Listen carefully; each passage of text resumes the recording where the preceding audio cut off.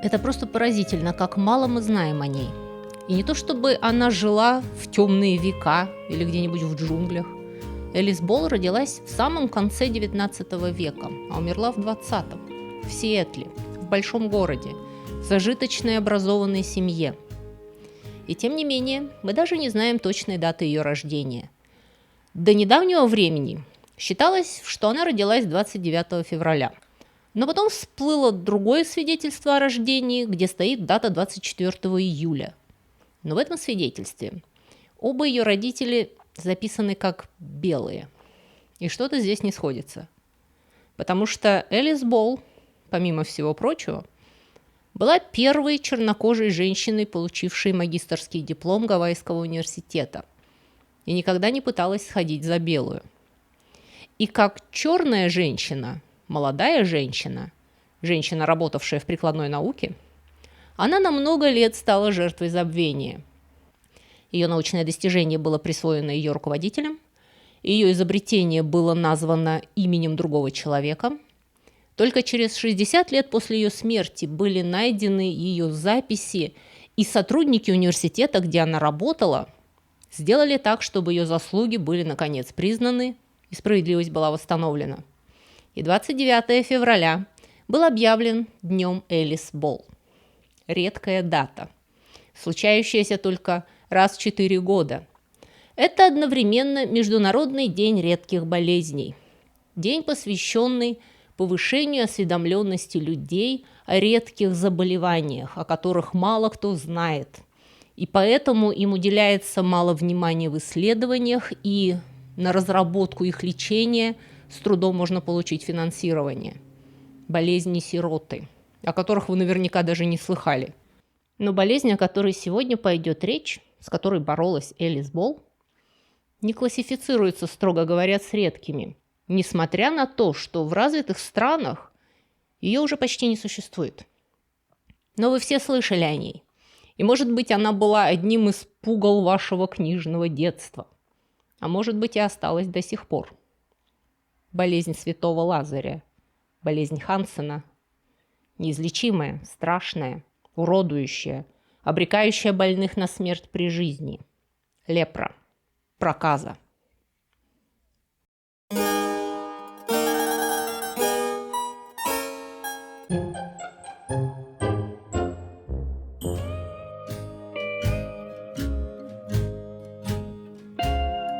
Многие из вас наверняка удивятся, если я скажу, что проказа – это не очень заразная болезнь.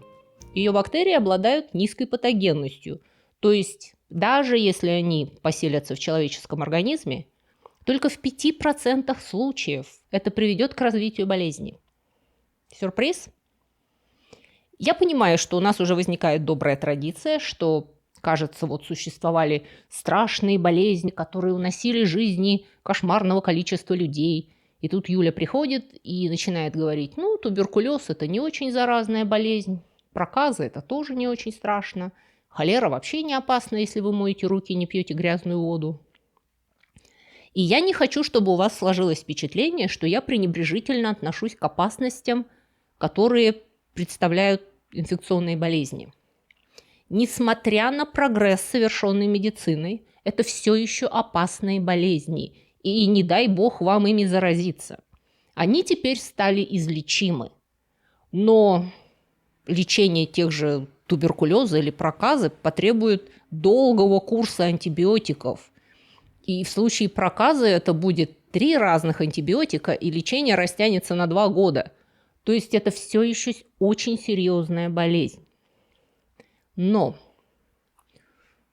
у многих у вас, так же, как и у меня, до того, как я начала готовить эту тему, а я учусь вместе с вами, я не человек-энциклопедия, для меня все это тоже вновь.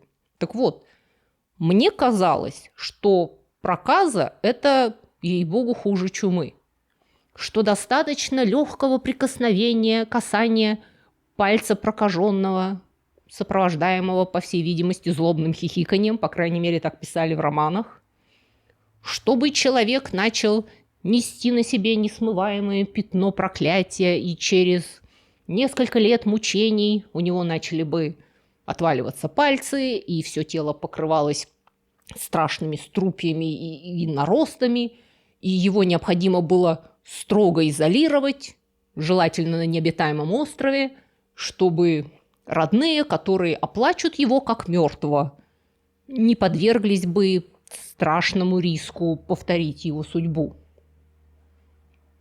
Похоже на то, что у вас было в голове? Репутация проказы или лепры, до сих пор существующая в культуре, требует серьезного пересмотра. Людям нужно узнать, что проказа малозаразна, и чтобы заразиться, необходимо долгое время жить в постоянной близости с больным. И даже это еще не гарантирует, что вы заболеете, если у вас не подорван иммунитет.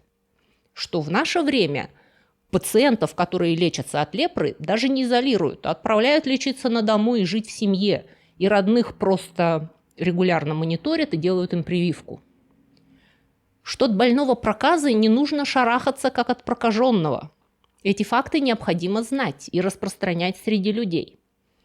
Потому что сейчас мы можем довольно уверенно говорить, что исторически реакция человечества на проказу была в некоторые времена более разрушительной, чем сама проказа.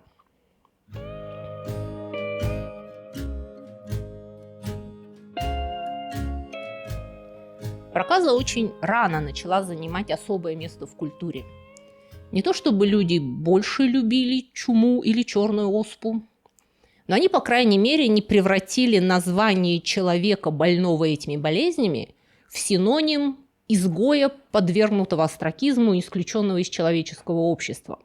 Во многих языках слово «прокаженный» имеет переносное значение, как человек, выброшенный из общества, всеми презираемый по причине его омерзительной аморальности.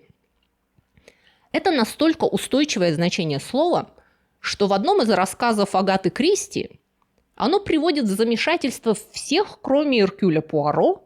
Одному ему приходит в голову, что человек в 20 веке может использовать слово «прокаженный» в прямом, а не в переносном смысле.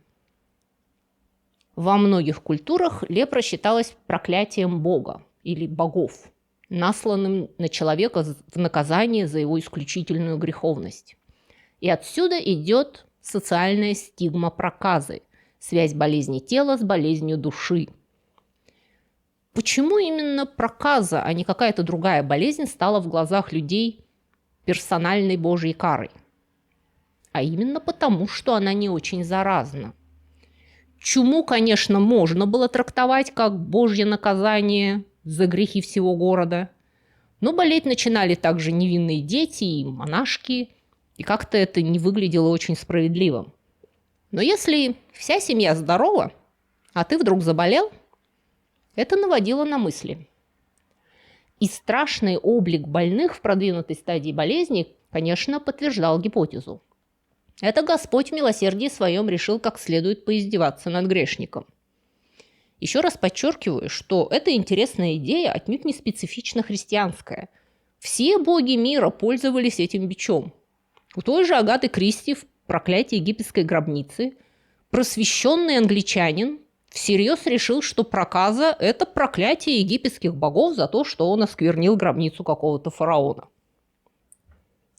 Интересно, что в так называемые темные века с прокаженными, похоже, обращались лучше, чем, к примеру, в просвещенный XIX век. Именно потому, что тогда люди не осознавали заразность проказы, считая ее персональной карой за грехи. И уход за прокаженными считался хорошим способом выслужиться перед Богом. Византийские лепрозории, к примеру, были очень комфортабельными госпиталями, выстроенными на деньги богатых спонсоров и находящиеся под присмотром добросовестного персонала.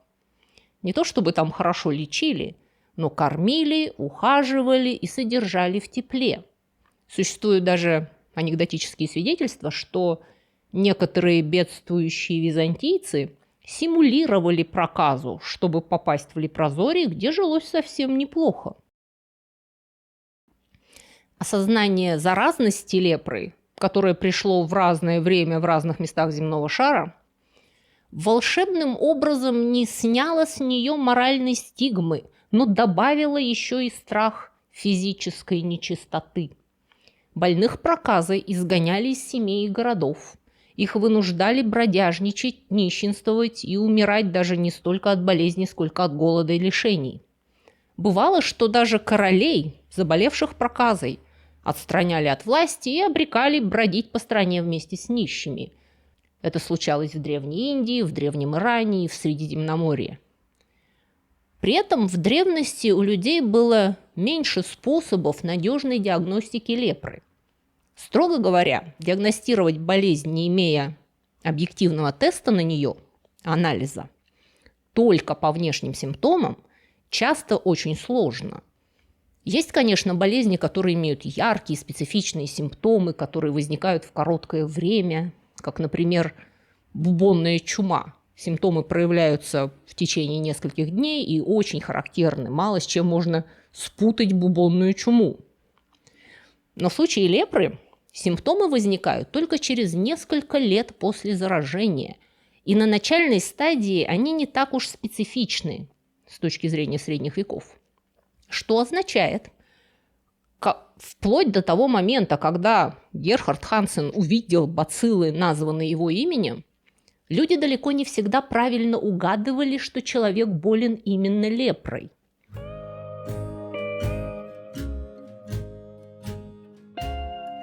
Само слово «лепра» происходит от греческого «лепра».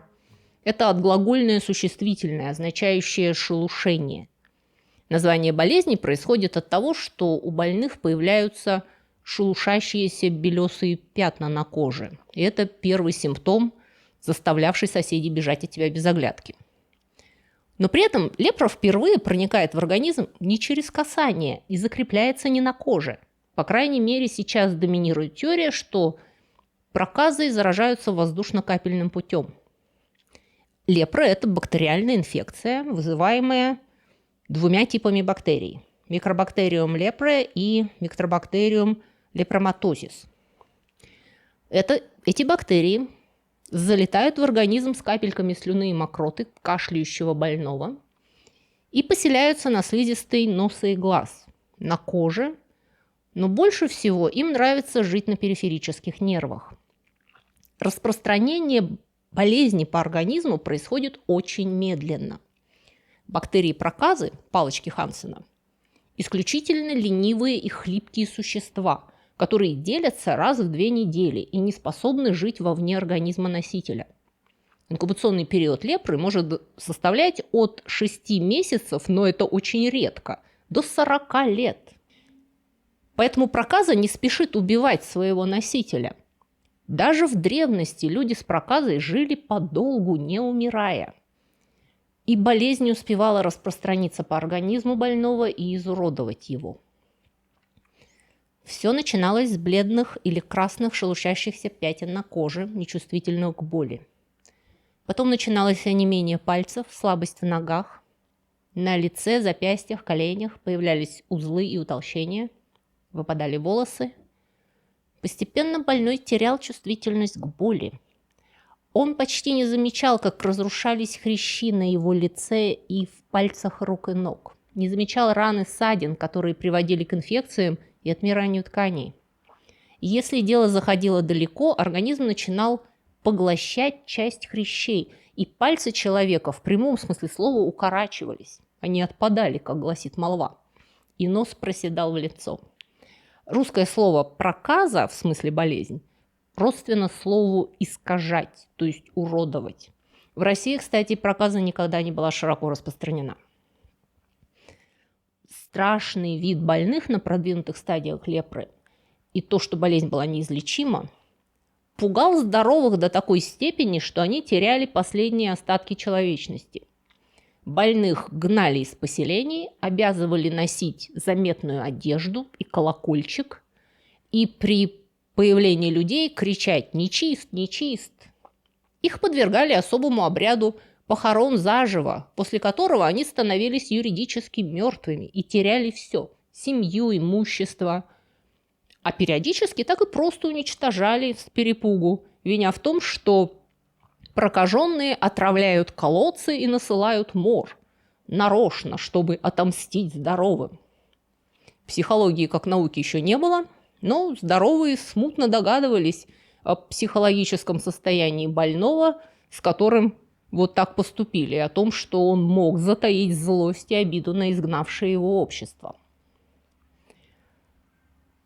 Но почему эта болезнь, если она была, как я утверждаю, такой слабо заразной, вызывала такую панику?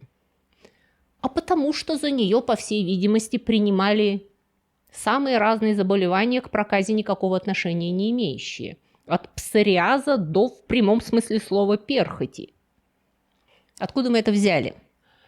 Во-первых, сейчас существуют методы диагностирования больных, давно скончавшихся, по их останкам. И если мы, к примеру, знаем, что какой-то достаточно знаменитый человек в XVI веке умер от проказы, после чего мы раскапываем его могилу, анализируем его останки и обнаруживаем, что он умер, к примеру, от сифилиса, а это возможно сделать современными методами, то мы можем точно сказать, что проказу диагностировали избыточно и не по делу. Во-вторых, даже если по средневековым картинкам мы не можем надежно сказать, проказа это или следы от банок, но, к примеру, к XVII веку голландцы уже начали рисовать очень-очень реалистично.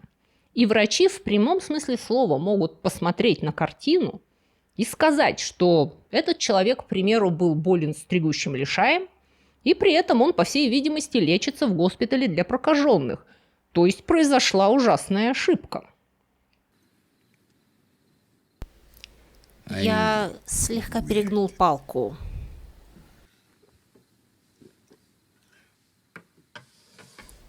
Ты перегнул палку?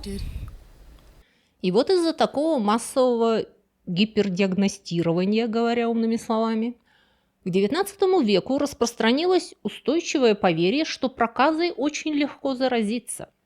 И больных начинают совершенно зверски изолировать, лишая всех гражданских прав и отправляя в принудительную ссылку в лепрозории, находящиеся подальше от населенных пунктов. Очень часто они располагались на отдельном острове, где героические люди, врачи, священники и монашки ухаживали за больными. И поскольку никакого лечения от проказа не было, помимо молитв и постов, то в этих заведениях людей фактически бросали умирать. И очень долгое время люди боялись даже не столько самой проказы, или, скажем, не только самой проказы, сколько того, как общество реагировало на прокаженных. К примеру, в рассказе Конан Дойля «Человек с белым лицом» Шерлок Холмс как раз расследует случай такого злосчастного молодого человека, чья семья идет на крайние меры. Или в том же рассказе Агаты Кристи, который я уже упоминала, там один из героев решается на самоубийство. Настолько люди боялись даже не самой болезни, а своей будущей судьбы, как прокаженного. Но мы должны иметь в виду, что заразность болезни – это вещь относительная. В какой-то популяции какой-то патоген будет менее опасен, потому что у этих людей есть к нему хороший иммунитет. А в другой популяции тот же самый микроб будет очень опасен, потому что у людей нет к нему иммунитета. Сейчас примерно 95% людей в мире имеют врожденный иммунитет против лепры. Но это сейчас. Еще пару сотен лет назад на Земле были места, где люди жили, ни разу не столкнувшись со многими болезнями, которые в других местах были рутиной. Эти блаженные острова пребывали в иммунной невинности, пока к ним не причаливали кашляющие и почесывающиеся европейцы. После чего там наступал мрак и ужас. И это то, что произошло в XVIII веке с Гавайями.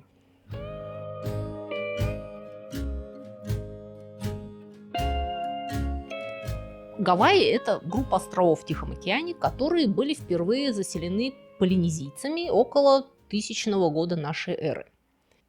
Архипелаг находится фактически посреди Тихого океана, в тысячах километров от всех материков и населенных земель. Уму непостижимо, как люди их вообще нашли. И мультик про Моану меня не убеждает ни в чем. Это ж надо было пересечь океан на удачу в каких-то пирогах, и я не понимаю, как это случилось. Просветите меня в комментариях. Так вот, каким-то образом Гавайские острова были заселены. Их жители веками практически не контактировали с остальным миром.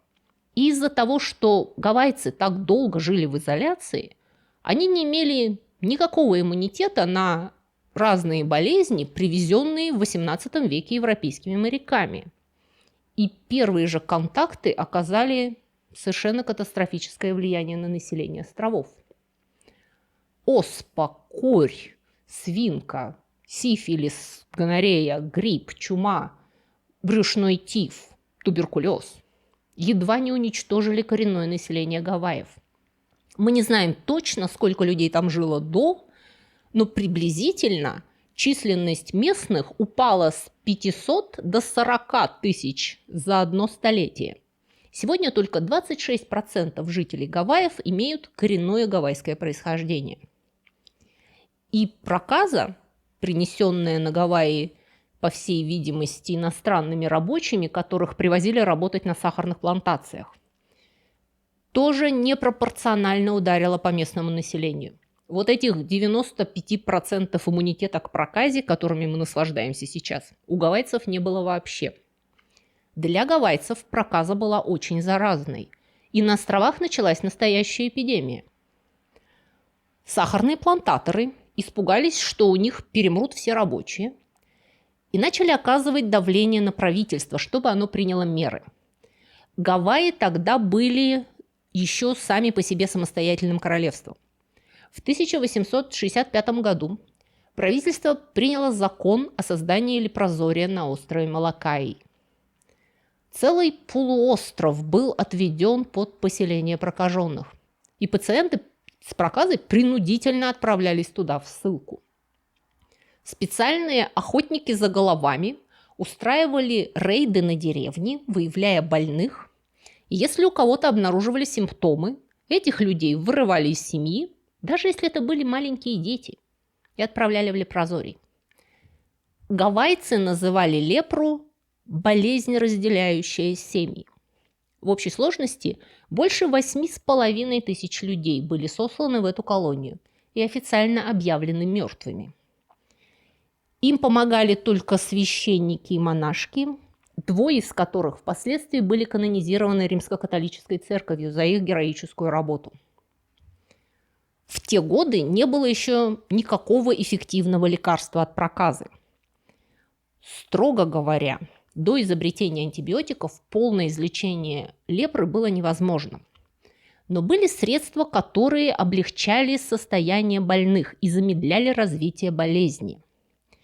И иногда они были настолько эффективны, что добивались довольно устойчивой ремиссии, которую в те времена принимали за излечение. И самым эффективным лекарством от проказы было масло из семян чаульмугры. Это растение изначально росло только в Индии, и еще с древности индийцы использовали его как лекарство от проказы и других кожных заболеваний.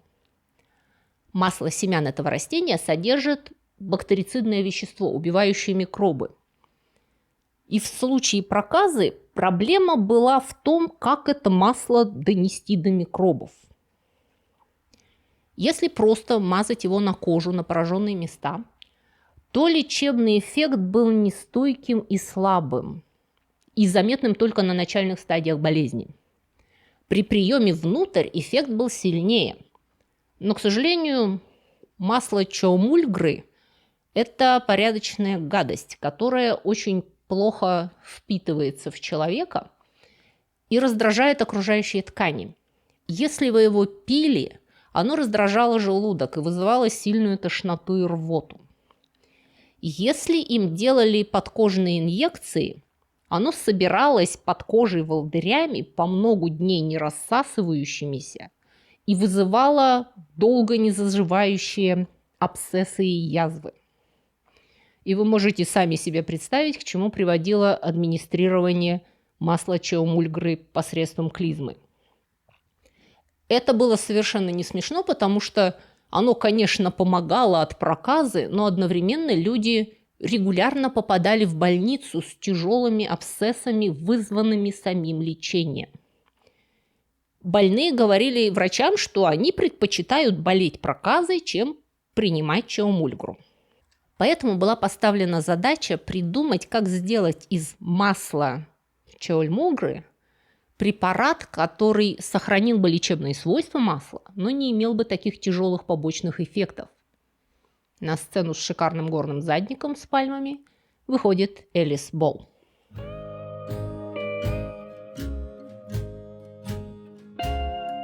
Элис Агаста Болл родилась в Сиэтле в 1892 году. Как же она попала из Сиэтла на Гавайи? Когда Элис было 10 лет, ее семья переехала в Гонолулу, надеясь, что более теплый климат облегчит артрит ее дедушки. Дед Элис, Джеймс Болл, был знаменитым человеком. Он был известным фотографом и одним из первых чернокожих в Соединенных Штатах, изучившим дагерротипию. Утверждается, что он фотографировал Диккенса и королеву Викторию. Но я не нашла этих портретов. Когда дедушка Элис умер, вся семья вернулась в Сиэтл, где Элис закончила школу и поступила в Вашингтонский университет. А через 4 года получила степень бакалавра в области фармацевтической химии и фармакологии. После окончания университета ей предложили на выбор место в магистратуре Беркли в Калифорнии или в Гавайском университете. Элис выбрала Гавайи. В 1915 году она стала первой афроамериканкой, получившей магистерскую степень Гавайского университета. Когда Элис работала над диссертацией, к ней обратился доктор Гарри Холман, работавший в больнице, где наблюдали больных лепрой. И он попросил ее помочь разработать метод изолировать активные химические соединения в масле чаомульгры. Если выделить из проклятого масла то соединение, которое, собственно, лечит, и сделать его водорастворимым, то теоретически можно было бы начать инъекции прямо в кровоток, не рискуя, что больные начнут умирать от лечения. Элис Болл взялась за это задание.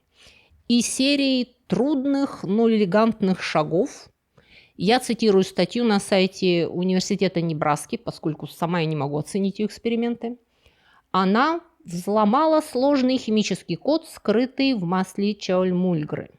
Элис впервые определила два его основных компонента – чаомульгровую и гиднокарпиновую кислоты. Из каждого она выделила активные компоненты – несколько жирных кислот. Далее Элис химически модифицировала их, превратив в этиловые эфиры – водорастворимую форму, которую можно было вводить путем инъекций без вреда для пациентов. Этот водорастворимый экстракт для инъекций сохранил полезные свойства исходного масла, но мог легко всасываться в кровоток. В той же статье говорится, что сделать все это химическими методами того времени было очень непросто и требовало выдумки и научной интуиции. Что означает, что мисс Болл была по-настоящему талантливым химиком. Но Элис не успела опубликовать результаты своей работы. В декабре 1916 года она тяжело заболела и была вынуждена вернуться в Сиэтл, где умерла в больнице 31 декабря в возрасте 24 лет. Точная причина ее смерти, опять же, неизвестна. В свидетельстве о смерти стоит туберкулез, но первоначально считалось, что она отравилась хлором, когда демонстрировала своим студентам, как нужно пользоваться противогазом. Колледж это категорически отрицал, но еще бы он это не отрицал. Артур Дин, научный руководитель Элис, который позже станет президентом Гавайского университета, был в курсе ее работы. И после смерти Элис он закончил то, что она начала, и опубликовал результаты, даже не упомянув Элис Болл. Более того, он назвал метод, который она разработала, методом Дина. И к 1919 году химическая лаборатория колледжа производила большое количество водорастворимого экстракта чоульмугры, который продавался как на Гавайях, так и за рубеж. Гарри Холман, который все это затеял, к счастью, опубликовал свой собственный отчет, в котором он отдал должное Элис Болл. Холман проверил ее лечение на своих пациентах и убедился, что оно эффективно. В своей статье 1922 года он пишет: «После долгой экспериментальной работы мисс Болл решила мою проблему. 84 пациента, проходившие лечение в течение периода от 4 лет до 3 месяцев, стали бактериологически отрицательными, свободными от всех поражений болезни и были выписаны из изолятора», напишет он. Лечение водорастворимым экстрактом чоульмугры дало надежду тысячам людей на Гавайях и по всему миру. К сожалению, я вынуждена еще раз сказать, что до изобретения антибиотиков лепру невозможно было излечить до конца, включая лечение модифицированными инъекциями чоульмугры.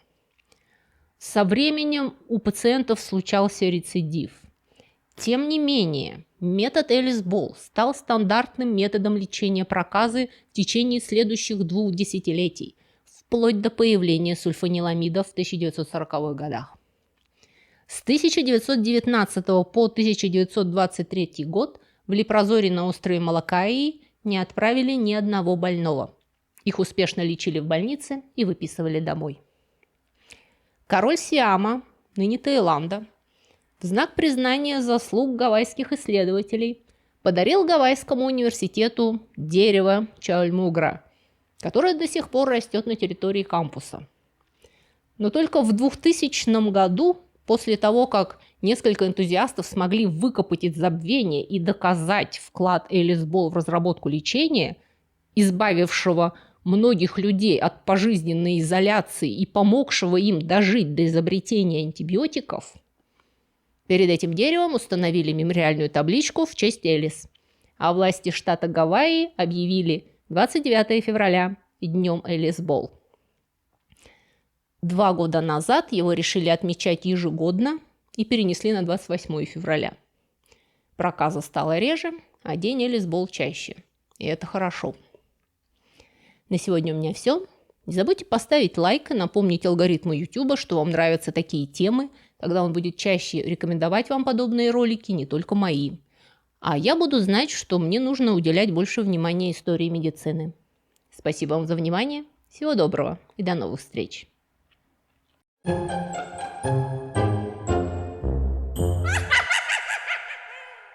Друзья мои, если вы скучаете между субботами и хотели бы больше и чаще узнавать всякие интересности, касающиеся истории культуры, и особенно истории бескультурья, то вы можете подписаться на мой блог на Бусти или Патреоне. Эти 2 блога абсолютно одинаковые, я там пишу одно и то же. Просто Бусти умеет принимать оплату российскими платежными средствами, а Patreon принимает разные международные кредитные карточки. И на этих блогах я почти каждый день публикую занимательные рассказы с картинками. Это на 1 уровне подписки. А на 2 уровне вы еще получите доступ к дополнительным коротким видео. Кроме того, если вам не нравится вся эта реклама, которую в вашей стране вставляет в мои видео YouTube, это еще одна причина подписаться на блоги, потому что там я размещаю субботние видео без рекламы. И на 15 минут раньше, чем на YouTube. Это для тех, кто к субботе конкретно соскучился. Еще один немаловажный ништяк для подписчиков – это возможность бесплатно скачивать мои художественные книги. Ссылку на онлайновый магазин, где вы можете их купить, я, кстати, тоже размещу внизу в описании. И последнее, но не по важности, причина подписаться на мой блог – вы тем самым поддерживаете этот канал и даете мне возможность все мое рабочее время посвящать вам. На сегодня у меня все. Всего вам доброго и до скорых встреч.